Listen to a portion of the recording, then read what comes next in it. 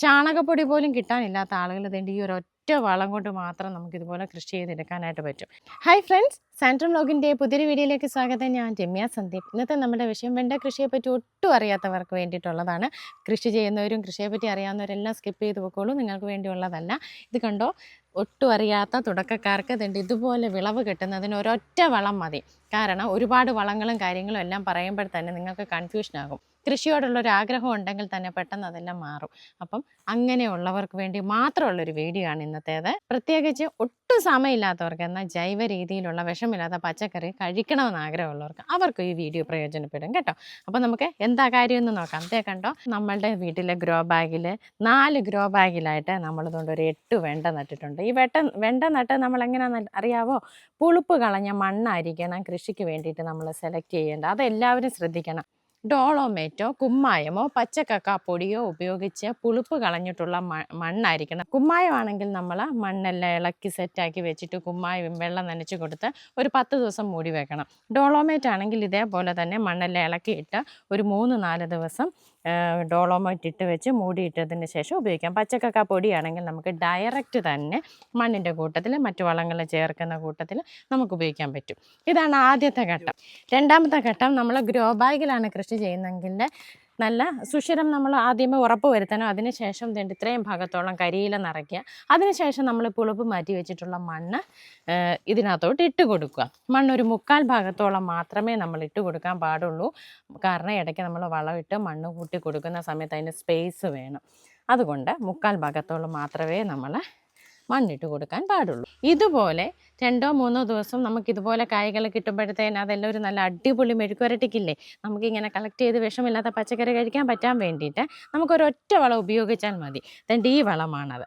ഇതിനെ super മീലെന്നോ സ്റ്റെറാമീലെന്നോ fish മീലെന്നോ ഒക്കെ പല സ്ഥലങ്ങളിൽ പല പേരുകളിൽ അറിയപ്പെടുന്നു. ഇതെല്ലാം കൂടെ മിക്സായിട്ടുള്ള വളമാണ്. ഇത് കൃഷിയുടെ അടിവളം തൊട്ട് ഇടവളമായിട്ട് അങ്ങ് ലാസ്റ്റ് വരെ നമുക്കിത് കൊടുക്കാൻ പറ്റും. നമ്മൾ ആദ്യമേ പറഞ്ഞു, ഗ്രോ ബാഗ് എടുത്തു, അതിനകത്ത് കരിയില നിറച്ചു, പുളിപ്പ് കളഞ്ഞ മണ്ണിട്ടു. ഏറ്റവും മുകളിലായിട്ട് നമ്മളൊരു കുഴി എടുക്കുമല്ലോ, വെണ്ട വിത്ത് ഡയറക്റ്റ് പാകിയാണ് ഞാനിവിടെ എല്ലാം നട്ടത്.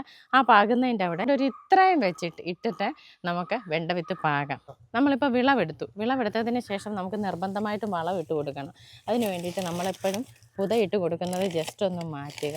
അതിനുശേഷം വളരെ ചെറിയ രീതിയിൽ തന്നെ മണ്ണിതുപോലെ ഒന്ന് ഇളക്കി കൊടുക്കുക. എന്നിട്ട് ഒരുപാടൊന്നും വേണ്ട, വളരെ കുറച്ച് കണ്ടോ, ഇത്രയും ചെറിയ രീതിയിൽ നമ്മളതിൻ്റെ ചുറ്റും ഒന്നിട്ട് കൊടുക്കുക.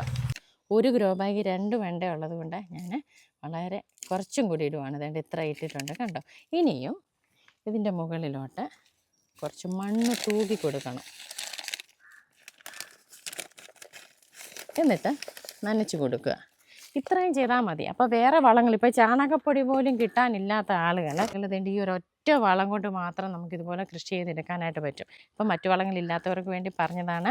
വളങ്ങൾ മാറി മാറി കൊടുക്കുമ്പോഴാണ് ഏറ്റവും കൂടുതൽ റിസൾട്ട്. എന്നാൽ കൃഷി ചെയ്യാൻ ആഗ്രഹമുണ്ട്, വളങ്ങളൊന്നും സംഘടിപ്പിക്കാനോ അതിൻ്റെ കാര്യങ്ങളൊന്നും അറിയാനോ ഒന്നും നേരമില്ലാത്തവർക്ക് വേണ്ടിയിട്ടാണ് ഈ പറഞ്ഞത്. 15 ദിവസത്തെ ഇടവേളകളിൽ ഇതുപോലെ വളമിട്ട് കൊടുക്കുക. പിന്നെ കൃത്യമായിട്ട് കായ മൂക്കുന്നതിന് മുമ്പ് വിളവെടുക്കണം. എങ്കിൽ മാത്രമേ പിന്നീടുള്ള കായകൾ പെട്ടെന്ന് വരത്തും പെട്ടെന്ന് പൂക്കളാകത്തുള്ളൂ. വിളവെടുപ്പ് നിർബന്ധമായിട്ടും ശ്രദ്ധിക്കണം. പിന്നെ ഇലചുരുട്ടി പുഴുവാണ് വെണ്ടയിൽ കാണുന്ന ഏറ്റവും വലിയ പ്രശ്നക്കാരൻ.